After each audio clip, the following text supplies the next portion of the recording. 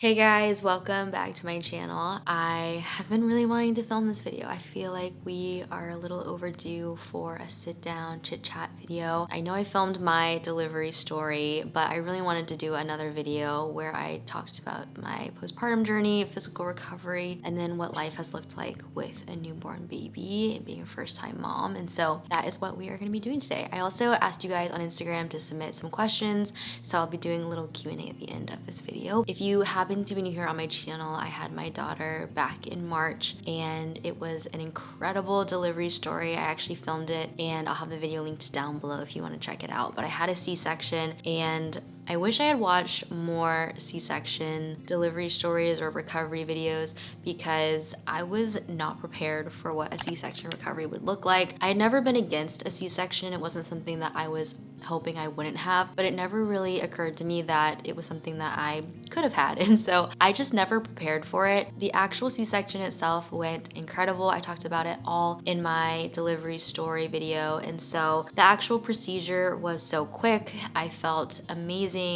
Briefly after it, I was getting up, I was walking around, I was feeling honestly a lot better than I thought I would immediately after surgery that intense. However, the recovery from then on just looked very different than what I had expected. And so after I got out of the operating room, basically that's when your recovery starts. So they wheeled me down to postpartum and it was probably 12 to 24 hours after that I was able to actually feel my legs, stand up. And that was one thing that the doctors and the nurses were very adamant about, was getting me to stand up and walk around the room as much as I physically could in the first week, because that apparently really attributes to your healing. And so I was trying so hard to be good about getting up every 3 hours, even if it was just to stand up, walk to the bathroom, and come back. And I feel like that really helped my recovery. Within the first few days, I definitely had a lot of tenderness down there. I mean, obviously with a C-section, they're doing a major surgery in your abdomen, and so that affects the way that you sit, it affects how you feel standing, it affects how you feel even lying down. And I feel like a lot of the pain, or most of the pain, was really when I would use my abs and try to sit up or lie back down. And when you're in the hospital, they obviously have the hospital bed, which can raise you up. So the majority of the pain would be if I was just trying to, once I was sitting up, stand up, and that wasn't too bad. I will say my pain was never excruciating. I never cried because of the pain. They obviously had medication that helped with the pain, and so mine was never really that bad post-operation, but there was definitely tenderness. I definitely felt like I had a surgery in my abdomen. Once we got home and I was no longer in the bed that lifts you out, that's when things just got a little bit more tricky. It was harder to get in and out of the car, obviously, because you're having to use your core and you're having to kind of turn yourself into the vehicle, and it was really hard to get in and out of bed. So the first few nights at home, I actually did end up sleeping in the nursery on the electric recliner because it was just so much easier to get in and out of. And after about the first week though, I really didn't have much pain, but I had to be really careful and mindful of basically every movement. And so if you guys end up having C-section, it's so important to make sure that, one, you're not lifting anything heavier than your baby for the first 2 weeks, and take them seriously when they say that, because you had a major surgery in your abs. That is something that you don't want to complicate by messing it up by opening any of the stitches or anything like that. So take them at their word when they say do not do things. I didn't drive for the first 2 weeks. I really was trying to be good about not lifting super heavy things, and that was hard for me because I love doing household tasks, because actually it's just something that I enjoy. I love doing laundry and dishes and cleaning, and I don't know, something about that is very, I wouldn't say restful for me, but it's a task that I really enjoy. It makes me feel very accomplished. And so not being able to do that for the first 2 weeks was actually really hard on me mentally, because I just felt, I wouldn't say useless, because obviously I had a very important job of taking care of our baby, but I felt I couldn't do a lot of the things that I used to do. And I think with having a C-section too, especially mine, I didn't labor or do anything like that. I ended up having kind of a unplanned C-section, and because I didn't labor, I just felt very, I don't know how to describe it. It was just so crazy how fast it happened. From the time that I found out that I was gonna have a C-section, it was about 3 hours from that to the delivery. And so that's not a whole lot of time to process that you're having your baby. It was just really bizarre coming home and having not labored and just be like, oh, so like now I have a baby and I can't do the things I used to do, and life is totally different now, and I'm not sleeping, and it just like wears on you. And I think I just was really, really bummed by the limitations of the C-section. Obviously you have limitations as well with a vaginal birth, but the C-section recovery is just completely different because you did have a very major surgery in the middle of your body. Honestly, it was weird because I felt completely normal in the sense that I didn't have a vaginal birth. I felt completely normal down there. I obviously didn't experience any tearing or any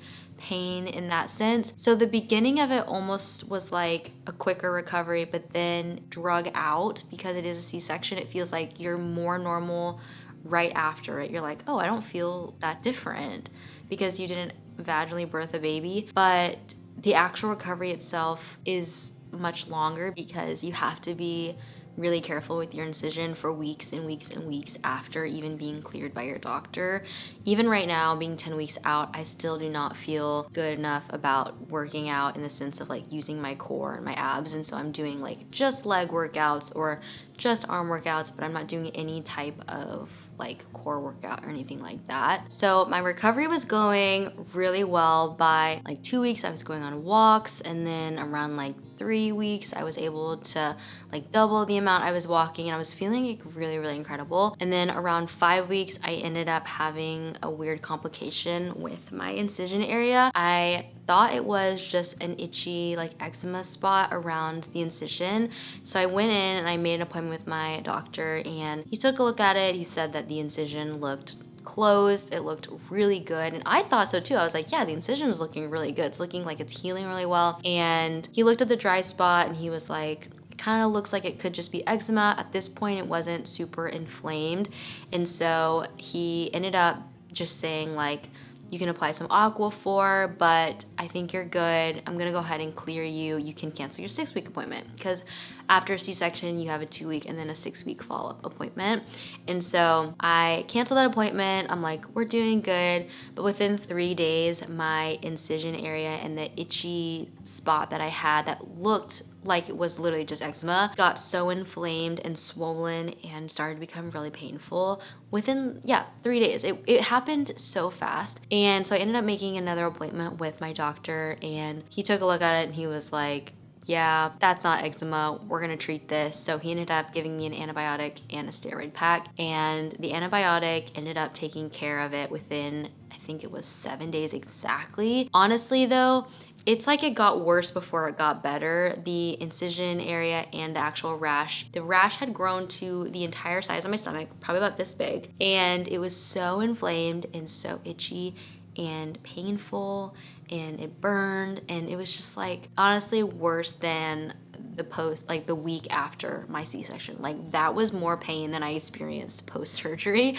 just the rash. I took 2 rounds of the steroid pack for the rash to completely vanish, but within those like 10 to 11 days, it was like everything hurt. To sit hurt because I was like bending my abdomen to sit. It hurt to breastfeed too because I would have her on my pillow, which would sit on my abdomen. Like everything that involves your core hurt. And so I was honestly down for the count. I think I did less on my feet during that time than I did, like I said, week after C-section. I just felt horrible. But the good thing is that what happened to me is so bizarre, and my doctor said that he had never seen anything like it. It normally, a rash like that, an allergic reaction would not come up 5 weeks after the operation. Like it should have happened. If it did, a week or 2 weeks after, that's when you typically will have an allergic reaction. If you have one, it's not like everyone has one. So if it happened to me, it will probably not happen to you is what I'm saying. Probably will not happen to me again either. Like it was such a fluke thing. But I just got cleared by my doctor that my infection is totally gone.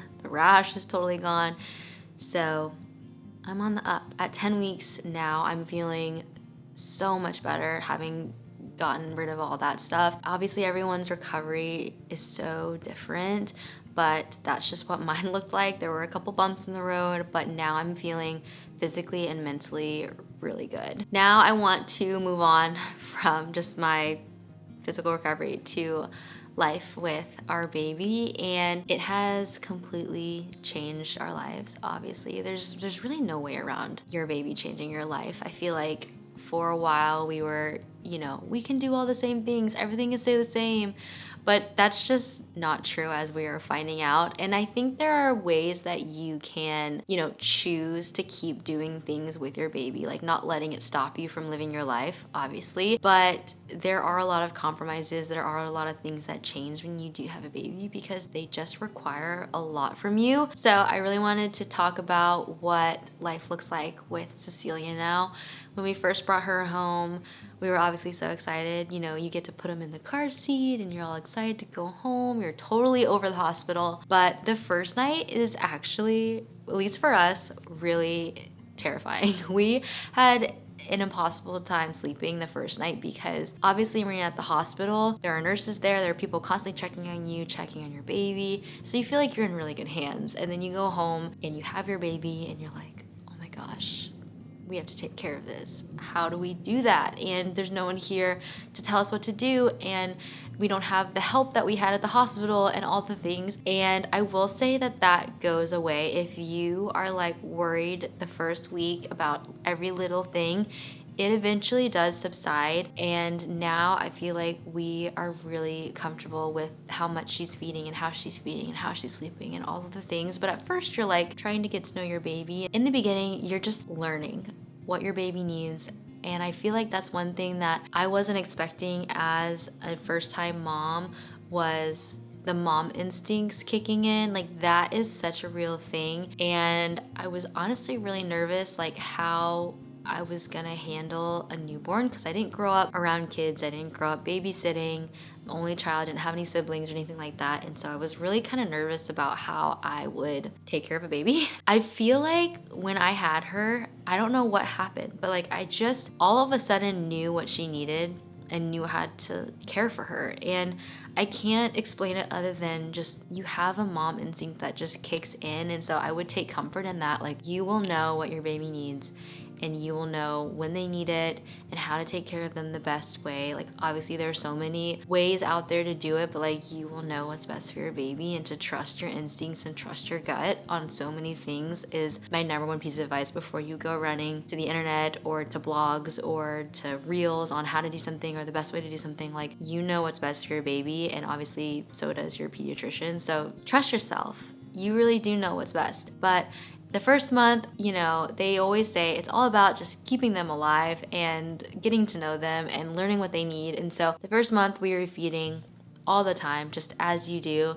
And so first 2 weeks, I feel like the sleep deprivation didn't really kick in. We were feeling really good. I was honestly like, man, I could do this forever. Like, I'm not tired. I can run on like 3 hours of sleep, totally fine. And then after 2 weeks hit is when the exhaustion set in, and you could like physically see it in my eyes how tired I was. No one can really prepare you for how tired you are with a newborn. Everyone says that. They're like, are you getting any sleep? Are you so tired? And you're like, yeah, we'll be tired. But like, I had never experienced that level of tiredness before, and I feel like we are finally coming out of it. I'm finally getting some sleep. She's been sleeping longer in the night, and so I'm like becoming a person again, and I'm able to like have a conversation without feeling crazy, and I'm able to sit down and film videos and start my work back again. But it's taken a really long time, and so I would just give yourself so much grace. It's so different for everyone. It took me kind of a while to really just like get past the exhaustion. It wasn't even that I didn't have desire to do things. I had desire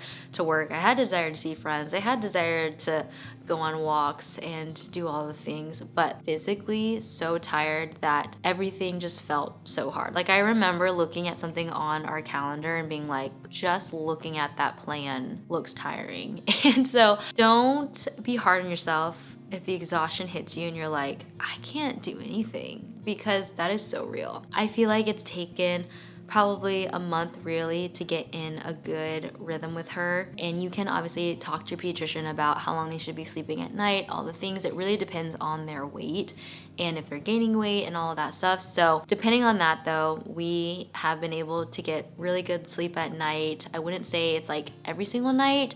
She does have moments where she won't sleep through the night, and that's just completely normal. Your baby is a human, and they will have incredible stretches of sleep and they will have not so incredible stretches of sleep, and you just have to roll with it and just be grateful for the nights that they do sleep. But we are so fortunate to be out of the first month. That really is just like a hard time. Once you get out of that, though, it does get easier. They do start to sleep a little bit more, and so you start to feel like a human again. So we've been more social now. I feel like we're seeing friends. We've started going back to church. We've gone to a couple baby showers and all the things, and it's so much fun now being more confident with our baby too, and her being older now. I feel like we can take her places, and I'm not as worried about her getting sick or just being so tiny anymore. When she was first born, she was 5 pounds, and I just remember like getting in the elevator to go to our pediatrician and just like praying that nobody would get in the elevator with us. I was like so paranoid. And now we're going to church, we're seeing extended family, and we're going to lunch and things like that, and it's just so fun bringing your baby with you and just having your little buddy with you all the time. So that's something that I've just loved so much about being a mom, is just having her with me. One more thing that I want to talk about before I get into the Q&A is mom life, work-life balance, because this was something that I was honestly really dreading, trying to figure all this out, because I love what I do so much. Like, I could not think of a job that I would enjoy more. And I knew after becoming pregnant that I didn't want to quit my job. I really wanted to keep doing this. And if you guys didn't know, Jason also works with me full time, and so we both do this together. We both love it. Balancing that with also loving being a mom is really hard, and I knew it would be. It's been really weighing on me recently, just trying to figure out how to start back on my work that I really love, that I know I'm really capable of doing well, and then also just trying to be a mom really well and be present and trying to be focused on her. And doing both is really, really hard. I don't know if any of you guys work from home with your baby or with your child there, but it's hard to split your attention like that, to be so compartmentalized to where you can like fully focus on work, fully focus on your kid when you're in the same space. And so definitely coming up here, I feel like has helped. When I'm up here, I know Jason's with her. I can totally let go of wondering if she's okay because I trust him completely. So it's nice to have a space like this, but it's hard when like a video is taking longer than I had planned, or I'm not as efficient or productive in my work to get back to her, and then he has to bottle feed. I feel like I'm failing sometimes in both areas because I'm, not able to do all the things I used to do with work, but I'm also not able to be fully present with my daughter all the time. And that has been something that I am just trying to work through right now. I don't have an answer for it, honestly. I wish that I could be like, if you work from home and you have a baby, this is how you do it and it works. But I would love help on that, honestly. Like, if you guys have advice for that, please leave it down in the comments below, because this is something completely new to me that I'm trying to navigate every day. I'm like, how do I do my schedule to where I can feed as much as possible, but then also get away and film and edit and email and calls and all the things. And so I don't know. That is one thing that I'm really struggling with. And if you're struggling with it too, you're not alone. I feel like if you're a working mom, it's just really, really hard because you want to be with your kids and you also really want to work. How do you do both? I would love any advice that you guys have. Let's just jump into the Q&A. How has your body changed from before pregnancy to now? My body has changed so much, not just like in weight gain, just physically. Like, my hips have expanded. I don't fit in anything that I used to wear, pretty much. Anything that was like at least tight fitting. So like, you can kiss the leather pants goodbye. I can kiss the trousers goodbye because they were tight around my waist. That stuff just isn't working for me right now. And I will say I have really hard days where I'm like, I wish that I could just fit into my old clothes. Like, I just miss my old clothes. But I think getting new pieces that fit me right now in the stage that I'm in have been really good for me, because the first few weeks I just kept trying to like put on my old stuff and just like, maybe it'll fit now, maybe it'll fit now. Wasn't fitting, not even kind of. Couldn't even get my Lululemon shorts over my hips. And feeling really discouraged because I was like, oh, well, I ever better wear these again? Like, nothing fits me, and being really frustrated. Whereas now I'm like, I'm just gonna get some new stuff. Like, I just got a couple new bathing suits for a trip that we're taking at the end of the month, and I'm not even gonna try to put on my old swimsuits because I just know they don't fit. It's not worth it. So I just ordered some new ones from Target, and I think that has been really good for me. It's like being excited about clothes that just fit this current body really well. How much help did you have in the start? Did you have trouble setting boundaries with close family? So we didn't really have anybody staying with us because that was something that was really important to me, was just having space. I am much more introverted, and so I knew that post baby, being exhausted, I would really want time alone with Jason and with my baby.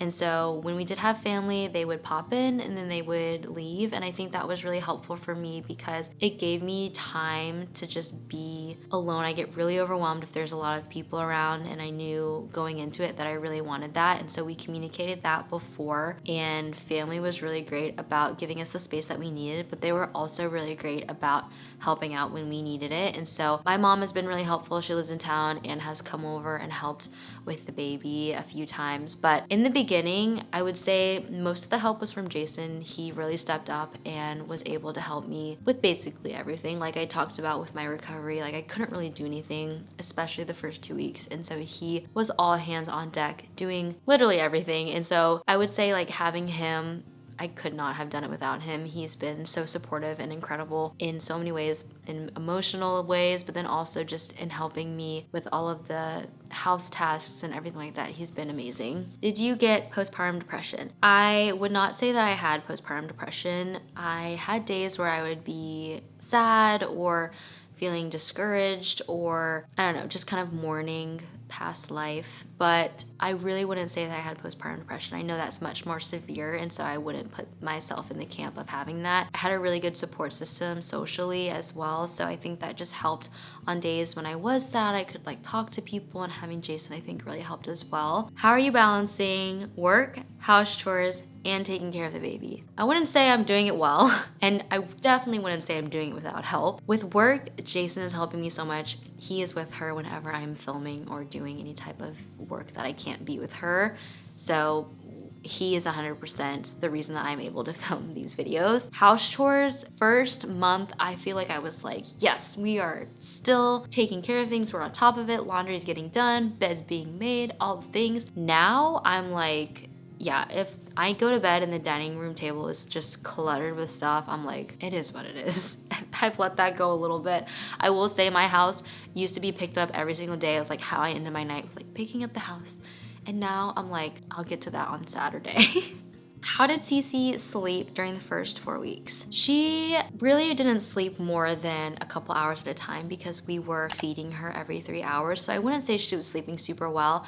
After our 2-week appointment with the pediatrician, he said that we could stretch her 3 to 4 hours if she would. And so we did end up trying that. And there were some nights where she would sleep 3 to 4 hours. And there were some nights where she didn't want to. And so we just kind of went off of if she was hungry that first month. We were not trying to like really push her because she was so small. We had to be really good about getting her calories and keeping her weight up. However, now that she's older and that she's gaining weight well, we've been able to stretch her more and more as she's gotten older. So each week we've been able to stretch her just a little bit more. And I would say now she's sleeping 7 hours, 6 hours sometimes. She did give us one night of 8 hours, which I was like, how did we get here? Like, I don't deserve this. It's a miracle, but it's not consistent. I wouldn't say that like, oh, she's sleeping 7 hours consistently every single night. We did it. She's a baby and she has really good nights, and she has nights where she just needs to have a diaper changed, or she just needs to be calmed down. And so that's how it's been. But I will say we're very, very grateful for the nights that we get 7 to 8 hours. A blessing, truly. Hardest thing about C-section recovery is truly for me not being able to do the things that I want to, like laundry, dishes, driving, all of that stuff. I really was like, you have to hold me back, Jason, because I am going to hurt myself because I want to so bad. To me, that was the hardest part. If not that, the rash for sure. How is your breastfeeding journey going? I would say that mine started out a little bit rocky, but we've gotten to a really good place.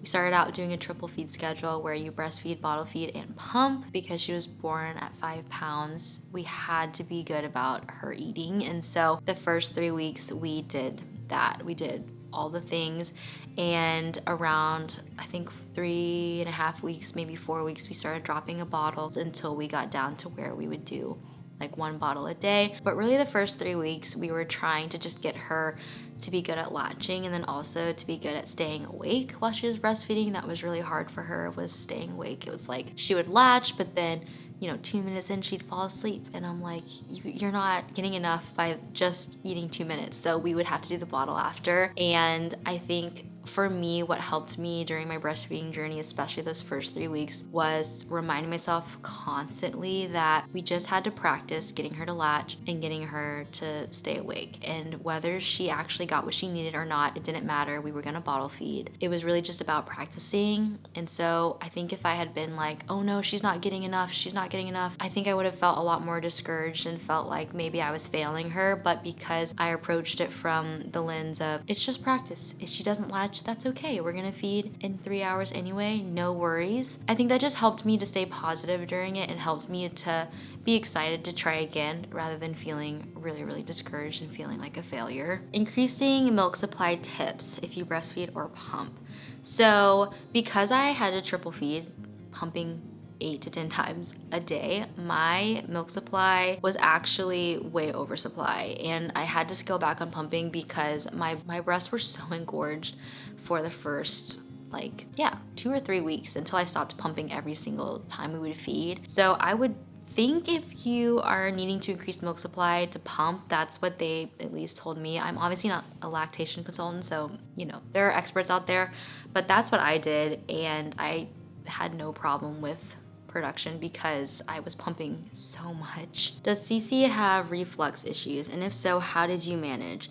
So she does spit up if we do not hold her upright for about 15 to 20 minutes after we feed. So that's why the feedings take so long, is because we would feed and then we have to hold her because she would spit up if we didn't. So that's what we were advised, to just keep her upright, help her digest it. Newborn routine and best setup in bedroom, nursery, living room.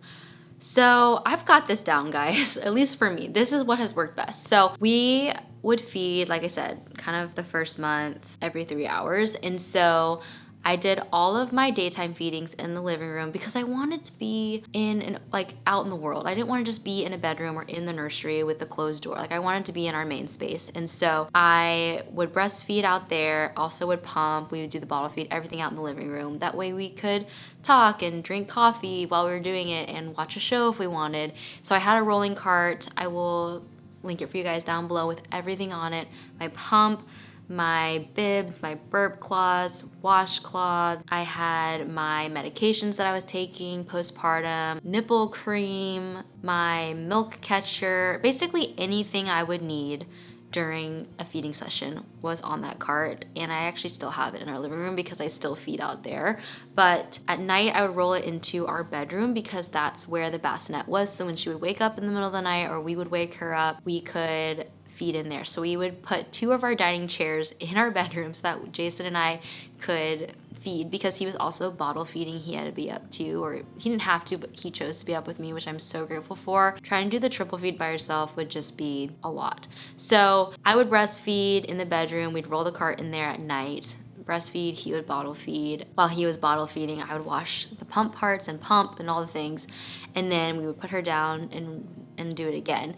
When we first got home though, we actually did shifts because we were trying to catch up on sleep. So the first, I think 3 nights we did shifts where he would take the night shift and then I would start the shift, I think at 3 in the morning or 4 in the morning. So when we did that, we would do that in the nursery because we didn't want to disrupt the other person's sleep, because the whole point of us doing the shifts in the beginning was to catch up on sleep, because not getting more than 2 to 3 hours of sleep in a row, it starts to wear on you. So we did that, but now most of the feeds happen in the living room because, again, I just like being out in the living room. So having a cart out there is really nice so that if we have guests over or anything like that, then I can wheel it into the nursery. What do you do with your newborn while she's awake? That's actually a good question, and something that I'm trying to also figure out myself, because at first, when you have a newborn, they really aren't awake. You're feeding them and then they go right back to sleep. And so you really have actually kind of a lot of time when they're first born. But now she's starting to be awake more, and we're supposed to start keeping her up a little bit longer and doing a little bit less of naps. And so we have been doing more tummy time with her. And during tummy time, we'll do the black and white cards, or just try to get her to lift her head and just I don't know, practice that with her.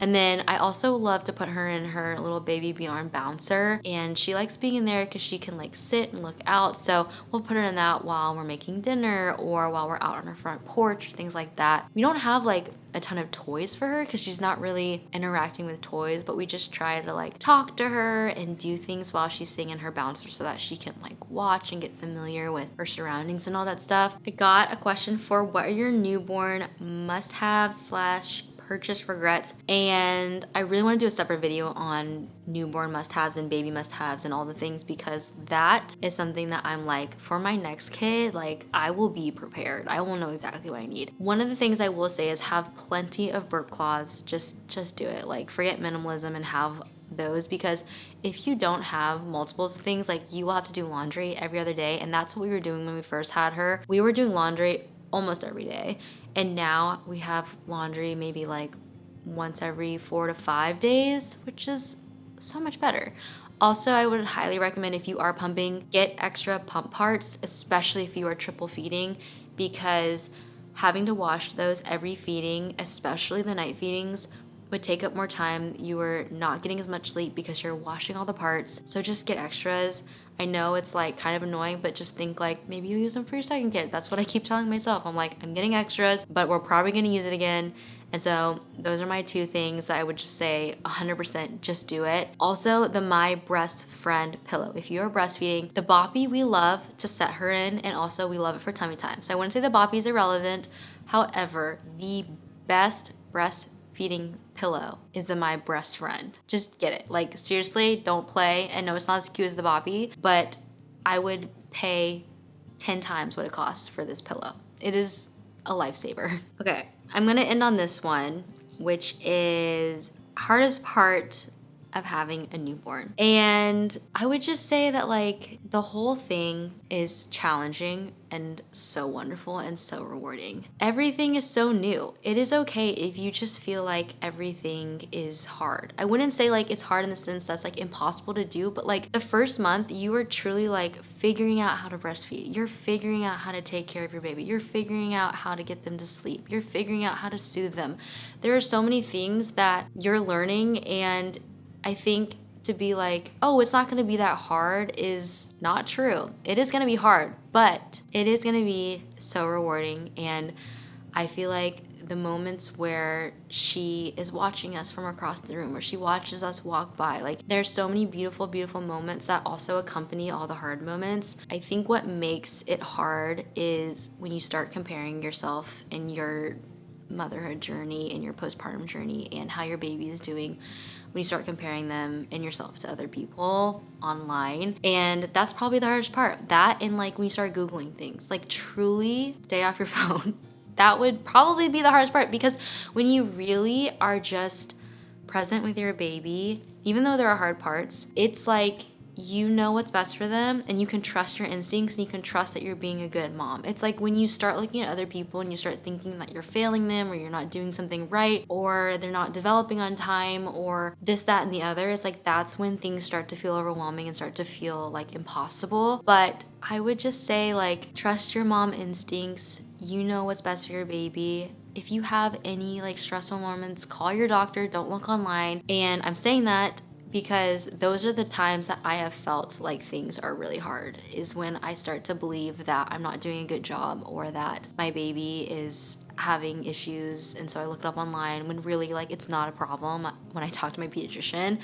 And so when you get to live in that infant bubble, when it's just you and your baby and no outside opinions, no outside voices, nothing like that, then yes, it's hard, but it's really beautiful. And the moments that are really hard, like when you're really tired, can also be really beautiful if you have the mindset of, this is such a short season of my life. That's something I have to remind myself constantly when things feel really hard, is this is such a short season of my life. Like she is gonna be walking in less than a year. Like that is crazy to me. And so like the newborn infant stage, where they just need you all the time, and they just want to be held, and they want to be close, and they want to know you're there. They need food at 3 a.m. Like those are really, really sweet moments. And yes, they're hard, and there are moments where I'm like, I just want to sleep. But I think having the mindset of like, this is gonna go by in a blink. Like the fact that she's already 10 weeks just makes me so emotional sometimes, because I'm like, oh, you were just a baby. Like you were literally just a 5 little pound baby, and now she's almost 10 pounds, and I'm, wow, why am I crying right now? Apparently the hormones are still here. But yeah, it's like all the hard things are accompanied by really, really beautiful things. And so I want you guys to know that yes, things are hard,